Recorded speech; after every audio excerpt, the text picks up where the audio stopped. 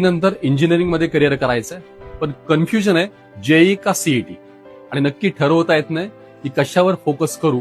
कारण सोपी परीक्षा कुठली आहे, मार्क कशात पडतील, ऍडमिशन कशात होईल, हे सगळे मोठे मोठे प्रश्न मनात आहेत.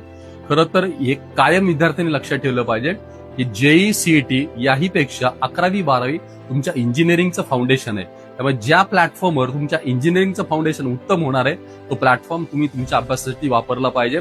प्रयत्न केल्यानंतर स्कोर काय येतोय, रँक काय येतोय, हा ऍडमिशनचा पार्ट वेगळा आहे, पण मला 11वी-12वी इतकं क्वालिटी वर्क करायचंय की ज्याच्यामुळे माझा इंजिनिअरिंगचा बेस तयार होणार आहे.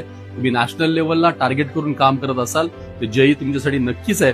मार्कांचा विचार केला तर तुमचं बेसिक मॅथमॅटिक्स चांगलं असेल, तुमचं इंग्लिशवर थोडी कमांड असेल तर नक्की जेईचा विचार करा.